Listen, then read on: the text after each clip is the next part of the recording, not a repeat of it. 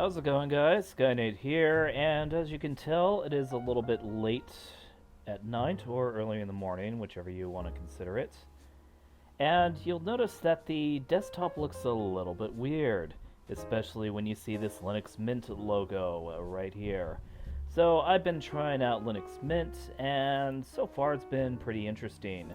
Obviously, OBS is able to work. And are there a lot of games on Linux? Surprisingly, there is quite a bit. So yeah, there are quite a few games that you can play on this, that you can play in here, but that's not exactly what this video is for. So what I'm going to do is that I want to do a James Bond test. This is something that I wanted to do because I do want to do a little bit of a James Bond focus, especially considering that I might be doing a Goldeneye Let's Play sometime in the future. So, before I get started, there are a few caveats. The first is that you'll notice that you have several films, and if you counted, you'll notice that there's more than, there are quite a few films. That's all I really got to say about that. And you also have some films that are not part of the James Bond continuity or part of Eon Studios, and I'll get to that later. But I did put them in order, so I will start from the earliest, and then I will end with Spectre, and then I'll talk about these two when I get to them. So with that said, let's go ahead and talk about James Bond and the great, the masterpiece, the great, the good, the meh, the bad, and the fucking garbage. Well, let's start with Dr. No. So Dr. No is the first James Bond movie if you don't consider the NBC production, which had Jimmy Bond. So even then, it doesn't count. So what can I say about Dr. No? Dr. No is a really good movie, actually. It introduces James Bond as a character, and his task is to go to Jamaica to observe as to why there have been failed rocket launches over the Bermuda Triangle, essentially. And once he gets into Jamaica, he is immediately compromised. So you always get this unsettling feeling that James Bond is always being followed, he's always being tracked, and everything here is a trap. And that's essentially the movie in a nutshell. You do get to meet Dr. No. Eventually, he is able to get the upper hand. But yeah, all in all, it's pretty good. Sets up the Bond formula pretty well, at least the early ones. So, From Russia with Love. So, From Russia with Love is the second James Bond movie, and it is, also pretty good as well. So the thing about From Russia with Love is that you have the introduction of Spectre. It was briefly discussed in Dr. No, but the premise here is that Spectre wants the East and the West to fight each other to exhaustion, and like the beta fish out there, they will take over and destroy the surviving beta fish and then rule the world. That is kind of an interesting allegory, but it is a pretty good film. This is when you have Q coming out. You also have, several cool villains. One of them is a henchman who is really good at killing people, and he was specifically trained to kill Bond, and the fight with him served as an amazing, unforgettable fight. So I'll put that in the great. Goldfinger. So, Goldfinger is the third James Bond movie, and it's the only James Bond movie with Sean Connery that has nothing to do with Spectre. So, why is that important? Because, Goldfinger, our Goldfinger, is his own villain. He's a very eccentric villain, he is obsessed with gold, and and he has no problem irradiating the majority of Fort Knox just to bring up the value of gold. Now, the other thing is that with Goldfinger, you have a lot of tropes that this movie started out with that became a stand-in for the rest of the James Bond movies, such as crazy gadgets, crazy cars, henchmen, ridiculous over-the-top henchmen. Oddjob is essentially a Ute Korean that is ridiculously strong and has a hat that can cut your head off. So I'd say that's pretty freaking awesome. Not only that, but there are plenty of tense scenes. There's an amazing gunfight towards the end, and a really good fight with Oddjob. So I would put this as a masterpiece. Absolutely fun, definitely worth watching. And then you have You Only Live Twice. So You Only Live Twice is... oh wow, this is actually out of order. Okay, so let's talk about Thunderball.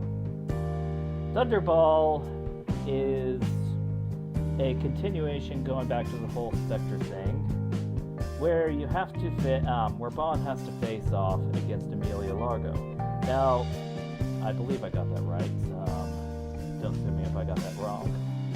But yeah, one of the things about this movie is that it is slightly forgettable, but there was also a lot of drama that inevitably caused tension between Sean Connery and Albert Broccoli, because Eon wasn't the studio to make this. Thunderball, someone had the copyright on Thunderball to make this. And Cubby Broccoli was not really part of the entire thing. And, well, as a result, it's still a really good movie. It does have several cool underwater scenes. Apparently the director used to be in the Navy, so, you know, fights like that would be pretty cool. Well, needless to say, I'll put it in the good ranking. So, You Only Live Twice. This is the Sean Connery film that, what is the best way of putting it? So, this is the Sean Connery film where things really start to go downhill between Eon Productions and Sean Connery. This takes place in Japan, and I kid you not, someone actually tried to take pictures of Sean Connery taking a shit while he was in his Tokyo hotel. And not only that, but many people swarmed him. James Bond is apparently very popular in Japan. And, well, let's just say it caused a massive strain. Not even forgetting the bullshit that was going on with Thunderball. But needless to say, it is still a pretty good film. What you have is James Bond finally meeting Ernst Stavro Blofeld for the first time. Well, at least in the films. In the book he was introduced earlier. But the thing about this is that, much like Goldfinger, you have a really good gunfight. You also get to see ninjas that are trained with firearms, mixing the old tactics with the new tactics, and things get very crazy towards the end. So You Only Live Twice, I'd say it is a good film, though you can clearly tell that Sean Connery isn't having as much fun with this film as he was with others. Alright, so, On Her Majesty's Secret Service. On Her Majesty's Secret Service is the first, last, and only film made with George Lazenby as James Bond. And it is, well, another Spectre movie. You have Ernst Stavro Blofeld in the movie as well, and you have a plot that has to do with mind control. And it gets a little bit weird, but strangely enough, this film takes itself more seriously than the Sean Connery films. Not only that, but elephant in the room, James Bond gets married. He becomes a monogamist. Kind of, because he also ends up sleeping with one of the hypnotized girls. The other is, though, I have to admit, Diana Rigg's character is hot. I mean, hell, I would plow the fuck out of Lady Tyrell in Game of Thrones, because I'm that much of a fan of Diana Rigg. She was smoking hot back in the day. Plus, she's one of the best Bond girls out there. She's one of 3 Bond girls that James Bond actually fell in love with. She definitely has her own personality. She is smart. She is exquisite. I can say so many good things about the Bond girl here. The one thing I can say that's not good about the film is George Lazenby's acting. And even then, that could be excused with just how good of a plot it is and just how good the action scenes are. George Lazenby does drag it down a little bit, but not enough. And one of the things I will take note on is that the ending scene with, yeah, I should probably put a spoiler alert tab here, but the ending scene where Diana Rigg's Bond girl dies in the end, you could tell that this is George Lazenby's favorite scene because he wasn't acting when he was crying. He legitimately felt sad, and he felt sad because he is reenacting his favorite part of this book. So, yeah, I will put it in the great category. Diamonds Are Forever. So, Diamonds Are Forever is the last James Bond film with Sean Connery. If you're wondering, yes, there was a little bit of gap between George Lazenby, where George Lazenby was in between the Sean Connery films. The Diamonds Are Forever wasn't that spectacular, if you want my honest opinion. You could tell that Sean Connery was absolutely tired for this. He didn't want to do it. And the plot is just convoluted. It essentially revolves around a satellite made out of diamonds that could blow things up on the ground. A trope that will be repeated at least twice in the James Bond film franchise. But, needless to say, it's just boring and never stuck to me. It's very popular because you have 2 ambiguously gay hitmen that are in the film, but they don't carry it. They just simply don't. So I'll put this in the meh category. It's alright. So, let's talk about Live and Let Die. Live and Let Die is the first movie with, what's his freaking name? Roger Moore. Yeah, I know the Bond actors, I just draw blanks sometimes, especially when it's 1:48 in the morning. So this is the first James Bond. It takes place in Louisiana, and it just so happens to be at the height of blaxploitation. And oh boy, blaxploitation is exactly what this film did. But it's a little bit more complicated than that. You have a very sophisticated criminal organization that James Bond has to fight, and in doing so, he's challenged quite a bit. Ranging from boat chases to running away from the cops, granted though the sheriff is an absolute dipshit, and having to deal with alligators.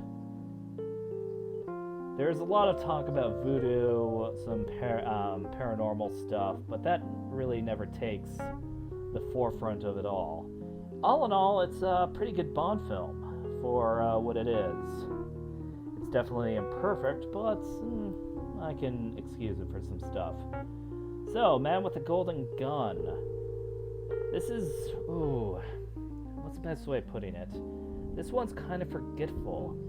And it sucks that it's forgetful because the Man with the Golden Gun, Scaramanga, is portrayed by Christopher Lee, who is hands down one of the best actors of our time. But he plays as a hitman. This hitman has his infamous golden gun. This golden gun is a single-shot, custom-made firearm. And what he usually shoots out of it are hollow points, also known as dum-dum rounds. So, why is that important? Well, if you'll notice, in the game Goldeneye, the golden gun is a one-shot kill. But Scaramaga's character, or Christopher Lee's character,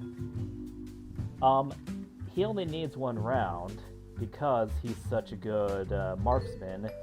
He knows where to shoot, and he can accurately reach the vital spots of the people he wants to kill.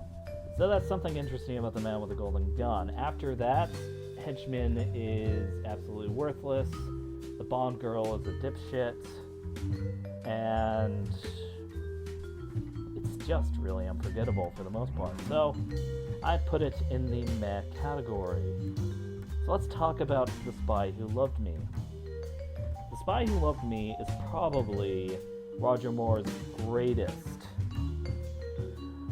film. Now, it does a lot of things, but the biggest one is that you have the underwater lair. And this underwater lair is owned and run by a Bond villain who essentially wants World War III to kick off so that all the great empires and strong nations of the world can crumble. That way he can rebuild from scratch. Well, From Russia with Love, except the guy wants the world to end in order for him to rebuild it. But aside from that ridiculous premise, you have amazing underwater shots, you have a very evil villain, you also have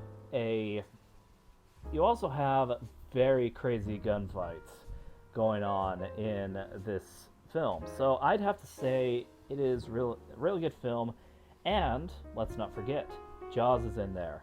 Jaws, at least in this film, is portrayed as the craziest killing machine, an absolute invincible henchman, and towards the end of the movie, guess what? He lives. And it looks like he has a while to swim, but eventually he does reach land, so what can I say about that? It is a great film. Moonraker, on the other hand, is not. So Moonraker was actually made past, well, it was never supposed to be made to begin with. We were supposed to go to For Your Eyes Only, but Moonraker was made for the sole fact that Star Wars came out, it became an absolute hit, and people wanted a piece of that action. So this already isn't a genuine movie. It's just a cheap cash-in, or a cash grab. And, well, there are some good parts. You do have a pretty good laser fight in space, but that's about it.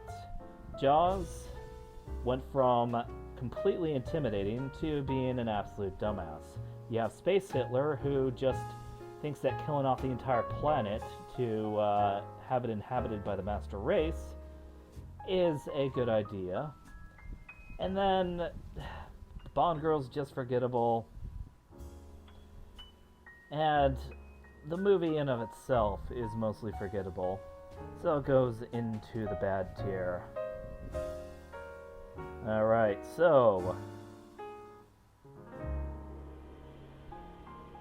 let's see what else we have. Alright, so For Your Eyes Only.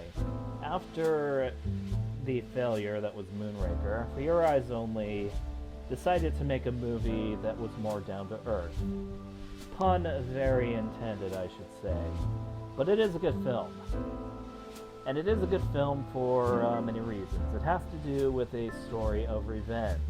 And Roger Moore's Bond takes it a little bit more seriously in this film than any other of his films.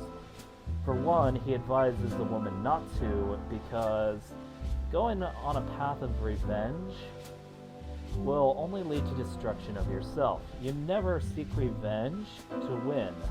You seek revenge to make sure that the person you hate doesn't win, so that nobody wins. And it is a very crazy thing to ponder, but the big one is that this is Roger Moore at his most callous. One of the henchmen he wounds, and then he kicks his car off the cliff, killing him.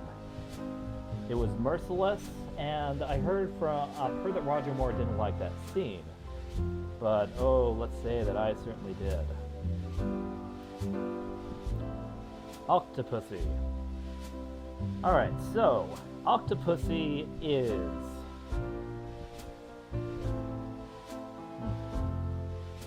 I put that in good... Yeah, Thunderball's good. Anyway. Octopussy.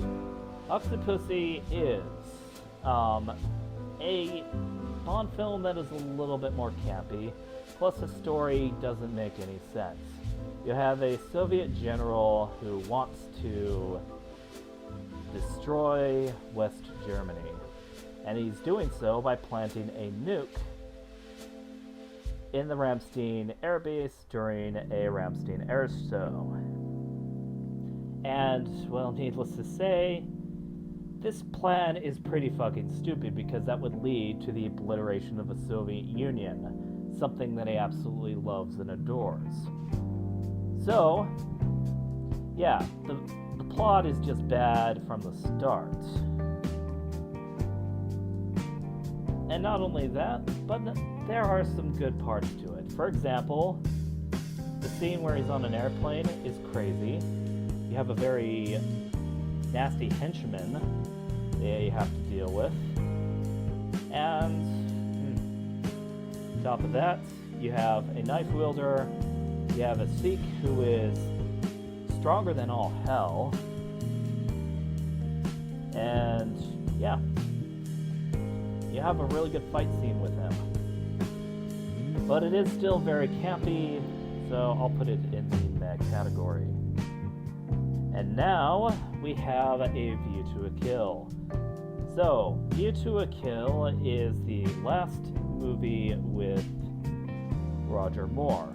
And it is, well, the more I watch it, the more I don't like it. First off, things are not interesting towards the beginning. Things don't get interesting until way past the halfway mark.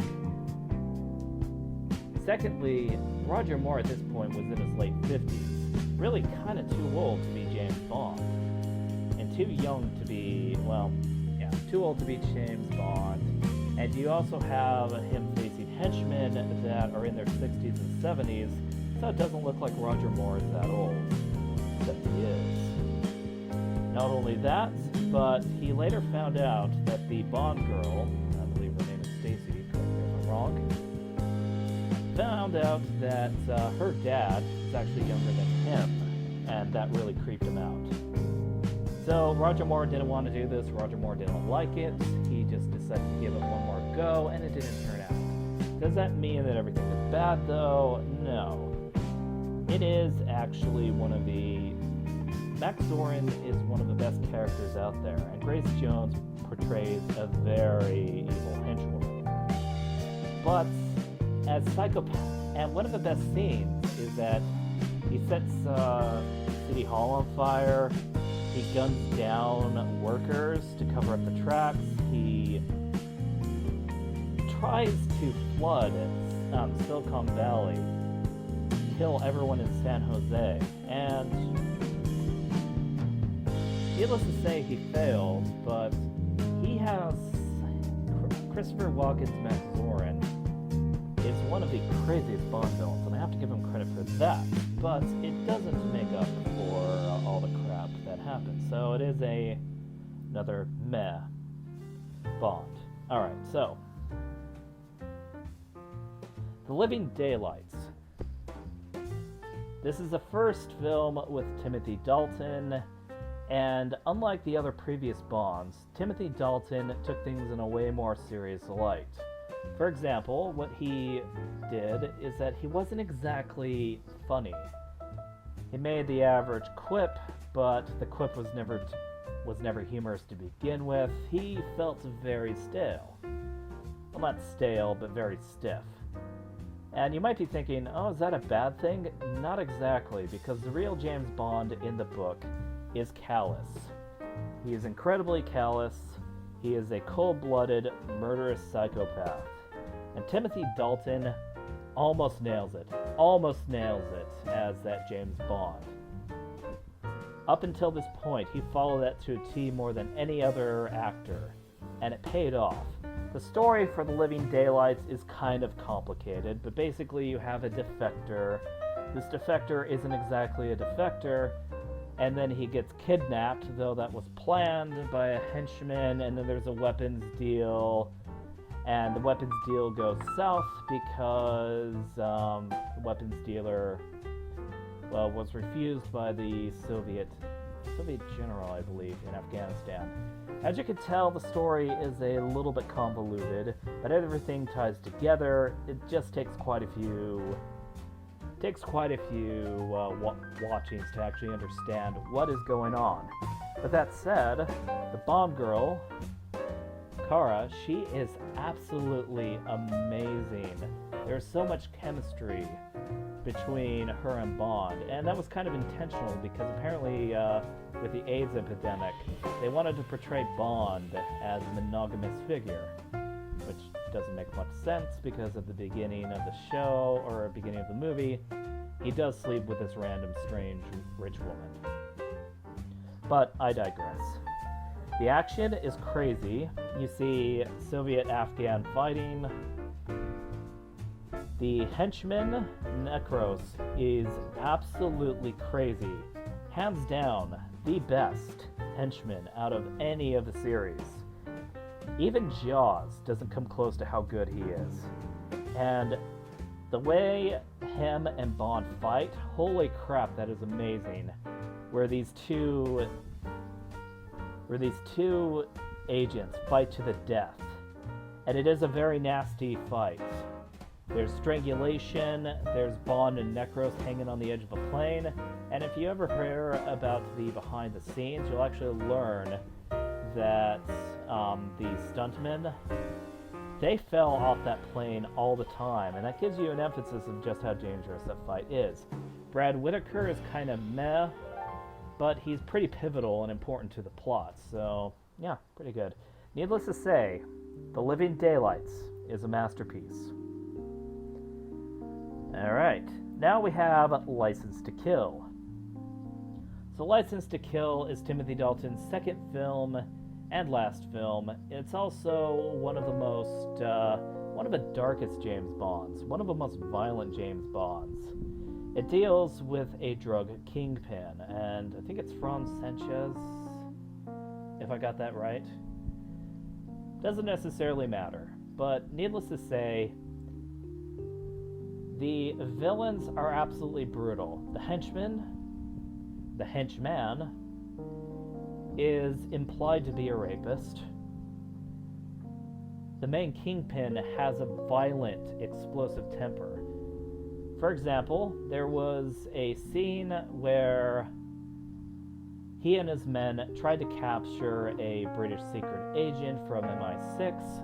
The MI agent takes a cyanide capsule before he could interrogate him, and out of rage, he pulls his gun and starts shooting the corpse. Out of anger. He has serious anger issues, and he has henchmen that are sadistic and are willing to carry out things to a T. It also has to do with several things, such as they are hiding cocaine within fuel to smuggle it, and James Bond has to stop it. It's really down to earth. There is no fancy, plot, no elaborate attempts to kill Bond, and it's all around pretty good. I would call it a good film. Definitely not the best. It's not compared to Living Daylights, but it is a very serious, it is a very good film. Goldeneye. Alright, so this one happens to be everyone's favorite James Bond movie. That and Casino Royale. And is it worth all that hype? Oh, you bet your ass it is. So, this is Pierce Brosnan's first outing. And what needs to be pointed out is that this is the first movie that was made after the Cold War ended. And this whole Cold War had us with a specific enemy, the Soviet Union. It was the enemy of the Brits, it was the enemy of the Americans, it was the enemy of pretty much the Western world. and there was a lot of espionage going on. So when things between Russia and the West cooled down, I mean, who are our enemies at that point? Well, to put it simply, this is before 9/11, and this is after the fall of the Soviet Union, so they had no idea. But, with that said, it is one of those Bond movies that's actually quite interesting in that they found out that, oh, well, what if we have this general from the Soviet Union who was actually providing chemical weapons to terrorists? And what if we have a Giannis crime syndicate that is headed by one of Bond's former colleagues, 006, Alec Trevelyan? Well, to put it simply, you do get a really good story. You have crazy henchmen, Oramov and Xenia Onatopp. Jesus Christ, between that and Octopussy and Pussy Galore and Plenty and God, the James Bond women are so fucking subjective. Or not subjective, but suggestive. Holy shit. But anyway, it is a really amazing story plot. Characters are really likable. You have a very intelligent Bond woman, Natalia. You have crazy Bond villains. You have an amazing fight towards the end. Every scene is memorable. And you just can't go wrong with it. It is a masterpiece. And I'm not just saying that because of the N64 game. Tomorrow Never Dies. Oh, Christ. Alright, so Tomorrow Never Dies. I used to like this movie a lot. This is the first James Bond movie to come out after I became a James Bond fan during the N64 years. And it happened almost entirely around the same time Tomorrow Never Dies came into theaters. I liked it at the beginning because you had some crazy gadgets, you had really good music too, and you had a lot of good action scenes, but that's where the good stuff ends.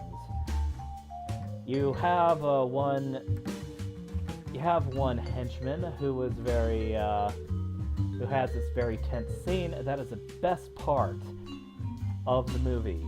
And then afterwards, the story just gets convoluted because it's, for the third time, you have one side going against the other, and this third party trying to make war inevitable. And for this time, it's not like with From Russia with Love, where Spectre is planning on taking out the straggler beta fish, as he likes to say, as an allegory. It is not even like The Spy Who Loved Me, where the guy actively wants nuclear war, just so that he can rebuild civilization. No, it gets crazier than that. See, Elliot Carver, the main villain, is a news tycoon, and he wants the Chinese and the British to go to absolute thermonuclear war against each other just so he can boost his ratings. I don't think this guy knows how the fuck the economy works. Anyway, that really drags it down. Plus, aside from the one henchman, the rest aren't that great. Stamper is just your generic guy. Elliot Carver is an absolute idiot. You never see the Chinese general. So, yeah, it's not that great. You do have a pretty good Bond girl, but she does have the stereotypical female badass portrayal. And that's not bad, but it just goes over the top. In fact, a lot of things go over the top. Alright, so, the world is not enough. Or, as I should say, this movie is not enough. So, this is one of those James Bonds where the story, once again, is slightly convoluted. And it is slightly, what can I say it? Meh. Does that mean it's a bad film? No, not in the, well, it's not a bad film, but it's not a good film. Let me explain. So, the premise starts with James Bond retrieving money from a bank in the most violent way possible. And he, ends up giving the money to this oil tycoonist. There was a bomb in the briefcase. Well, not really a bomb, but the bills were covered in uric acid, I believe, or some type of fertilizer that would make it go off. Killing him, then leaving his daughter with his inheritance.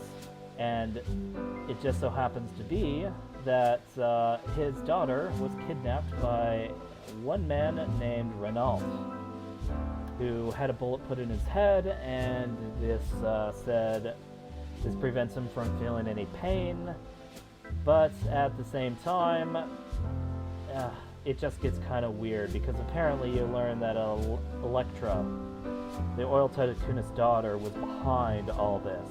And she's actually a really good Bond villain. Better than Renard. Better than that one lady in the red dress who blows herself up with a propane tank. And the henchmen are also just completely unforgettable. Elektra is the only henchman that's good on that, so there's actually quite a bit of chemistry between the two. And you could tell that Bond doesn't want to shoot her, but he's forced to. So yeah, stakes are high, but all in all, the story's not that great. So let's go put it in the med category. Now we have Die Another Day. So, Die Another Day, I feel, is not only the worst Bond movie ever, it is the worst movie ever. And why is that? Well, for several reasons.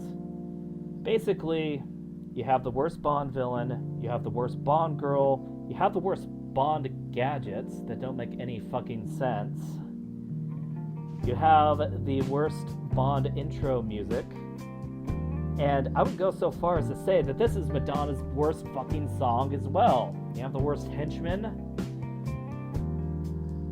And you have the worst story. It goes back to using a fucking satellite, which we saw in Diamonds Are Forever and Goldeneye. We have, just terrible graphics, terrible CGI.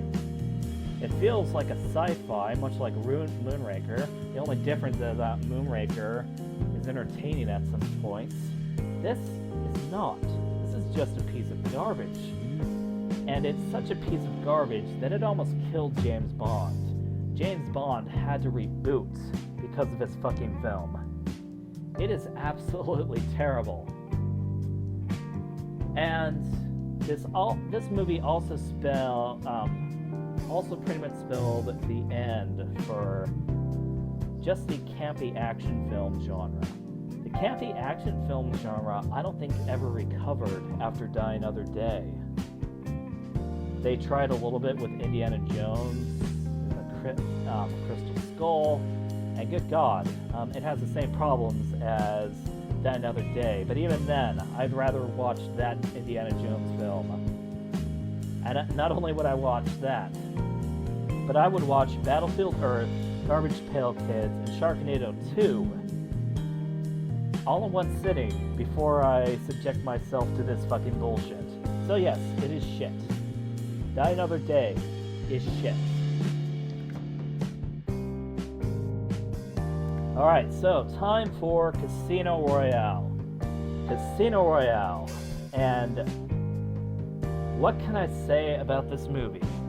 This movie came out after The Bourne Identity, which I believe is the antithesis to Die Another Day. The Bourne Identity is an amazing film, one of my favorite action films, if I'm being perfectly honest. And Casino Royale takes a lot of inspiration from it. In other words, it's serious. Now, they could also say gritty, but I think that the next entry was a little bit grittier. Casino Royale, on the other hand, takes things seriously. Every kill has a consequence. For example, it isn't just running and gunning, killing everyone in sight. James Bond is actually meticulous. He has to deal with masterminds such as Le Chiffre, who is really good at predicting the stocks, be it because he knows which type of disasters that usually he enacts will end up giving him a lot of money. In fact, it is also implied that Le Chiffre had something to do with 9/11, to give you an idea, because his stocks were the only one, or his stock portfolio was the only one that happened to grow, because he bet against the markets, and the markets went down after 9/11. So an interesting fact. But then once that plan fails, he has to win it all back by a card game. He pretty much gambles a warlord's money away and loses, even though he is a banker for criminal organizations. They wanted no risk, he risked it, and he lost it all. And so you always see this desperation that he has, even though he is a cold killer who would totally, absolutely annihilate Bond if he had the chance. And to top all things off, I think the best part of Casino Royale, and I have a ton to talk about Casino Royale, is Daniel Craig himself. Much like Timothy Dalton, he pretty much summarizes James Bond to a T. Summarizes James Bond to an even higher regard than one could ever think of. So, for example, Casino Royale, really good movie, and it portrays Bond as an asshole. I mean, there's not much I can say about that. He is an asshole, but he also has this pathological hatred of losing. He would rather kill Chief and fail his mission than to lose a game against him. And then once James Bond finally wins, he gets tortured and interrogated. But even then, James Bond refuses to give up. He refuses to lose. He is unable to lose. He has his balls tortured in that one infamous scene. He refuses to give in.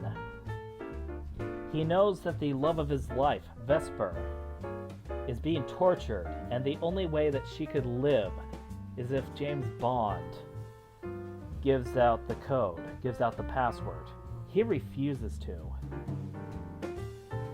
He would rather lose the love of his life, he would rather lose his balls, he would rather die than to ever admit defeat. And that is a crazy thing that I love about the Daniel Craig Bond. So this goes into the masterpiece. And now we have Quantum of Solace.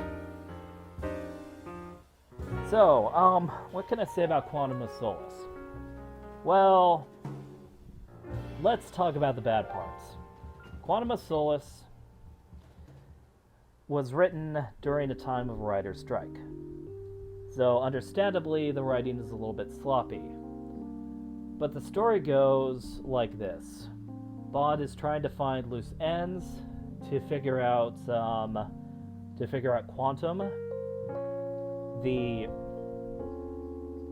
main villain in the Craig series, or the main criminal organization, they're apparently so ingrained that M's bodyguard, who had to pass biannual lie detector tests, was just a sleeper agent, waiting for the perfect time to strike. And some people think that that's crazy, but then people praised Skyfall for having things that are just nearly as ridiculous, so I can't fault it on that one. Camera work is a little bit sloppy. The henchmen are really meh. And, well, let's just say that it takes a lot of cues from the Bourne identity, which isn't necessarily a bad thing, but you could tell acting is stiff. They didn't have the best writing at all. And it doesn't tie up a lot of loose ends either. So Quantum of Solace has a lot of bad things going for it. With that said, Quantum of Solace also has quite a few good things. For example, the whole James Bond is a psychopath and he has this pathological hatred of losing part. That is completely there with Quantum of Solace, more so than Skyfall and Spectre. And as a result, James Bond goes to extreme ends just to not lose, just to get what he wants. And he doesn't stop until he gets what he wants. And this goes to show because he goes against what MI6 wants, just to get to Mr. Green, who is the main henchman. You also have a situation where the main Bond girl happens to be on a quest for revenge. And why is she on a quest for revenge? Well, simply put, this general killed her father and tried to rape her. So, as you can tell, she's pretty freaking pissed. But unlike Roger Moore's Bond, who advised against it, all that Daniel Craig said is that all you need is one shot. You are not going to believe that because this kill is personal. And so, spoiler alert, she kills her would-be rapist with one shot. Not only that, but Dominic Green is actually not that bad of a villain. He definitely is pretty forgetful and boring at times, which can summarize a lot of his film, but not going there. Needless to say, with Quantum of Solace, Dominic Green is a really good negotiator, and he knows how to put people in a vice. He knows how to get what he wants, and he's good at his job. He is a master manipulator, probably the most manipulative person in the entire James Bond series. He does, however, suck at fighting. I mean, he pretty much had James Bond by the balls while hitting him with a lead pipe. But then he throws that pipe away and goes to grab an axe. That gave Bond enough time to fight back. And, well, that's just... However, it doesn't tie up any loose ends, so it is not a great film. And oftentimes it is forgettable, but I do have a soft spot for it, so I'll give it a good rating. Skyfall. So, let's talk about Skyfall. Skyfall is more or less the best James Bond movie to come out. It has to do with Bond faking, not necessarily faking his own death, but going undercover, or going under the radar after being shot and falling off a giant bridge. And the thing about this James Bond is not necessarily Daniel Craig himself, though he portrays a really good Daniel Craig. But you also have a new Q. This Q is just enjoyable. He comes off as this young geek in his mid-30s who is apparently really smart, but he also happens to have a lot of really interesting gadgets. For example, a radio, the most sophisticated thing on the planet. But this Q is actually good. I'm not sure if I should compare it to Desmond, but let's just say it's good. But what really takes the cake for Skyfall is the villain, Raul Silva, played by Javier Bardem. I think that's what his name is. God, I am a little bit rusty when it comes to my Bond knowledge. I'm kind of well-versed, but not entirely. So, Javier Bardem's character has an absolute hate boner for M. He wants M to die. He wants to kill her. And he would stop at nothing to get to that.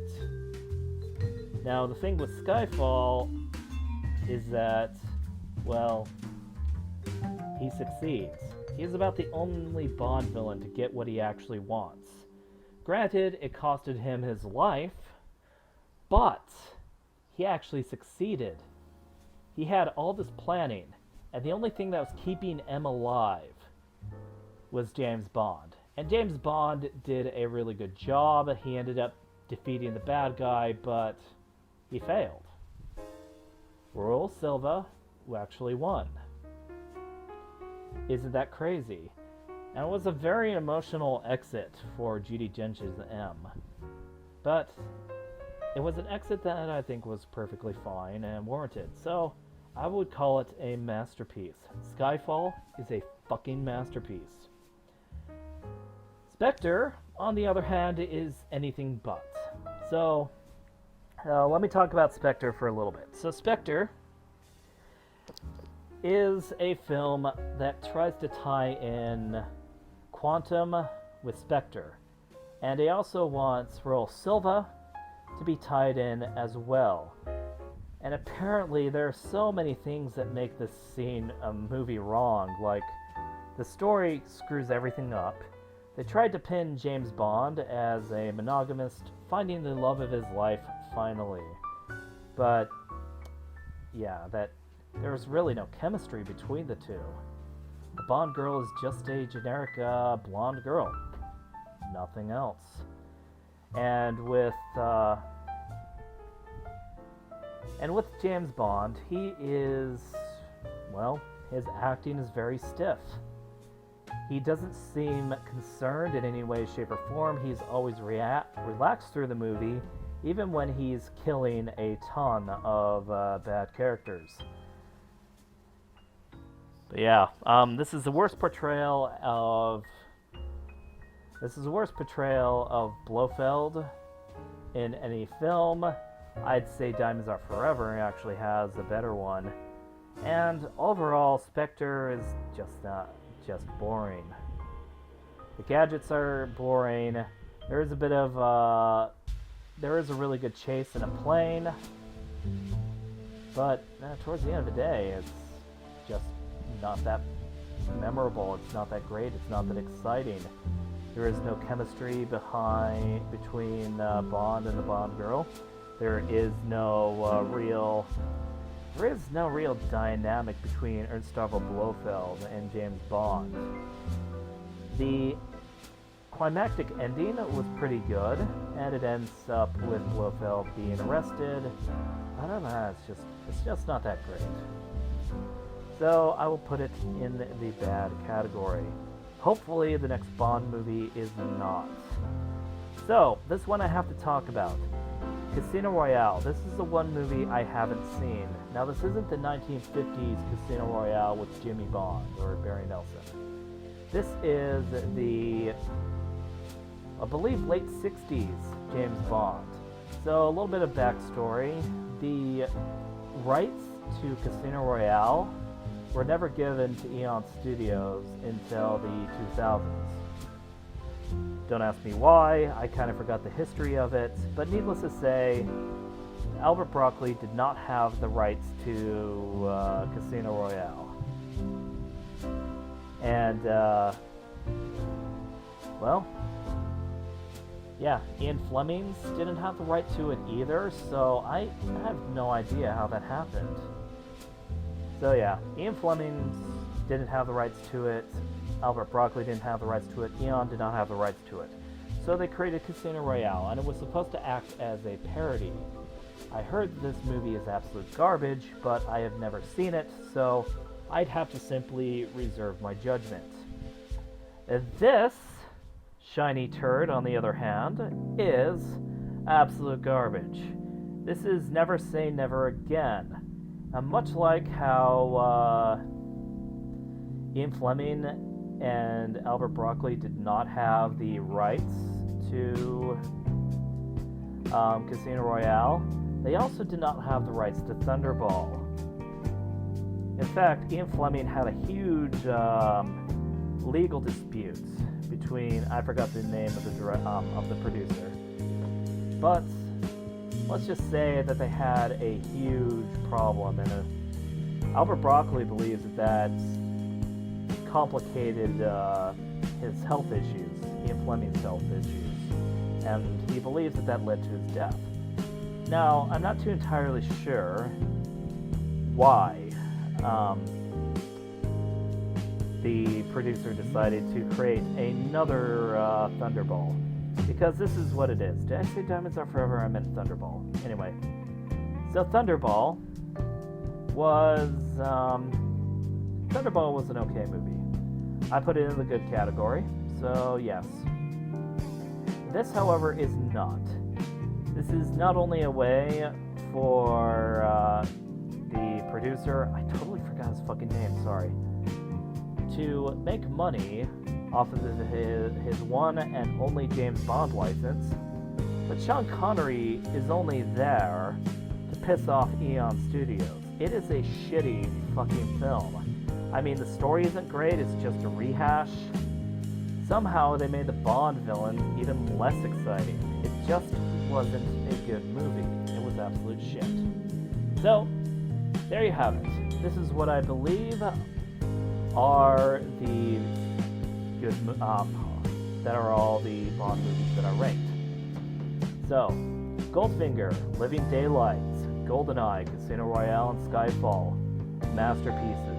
Die Another Day, and Never Say Never Again, hot garbage. So yeah, and then honorable mentions, Dr. No, From Russia with Love, Honor Majesty's Secret Service, and Messiah Love Me. I mean, really good, or really great. So yeah, hope you guys enjoyed. And with that said, you guys have a nice day.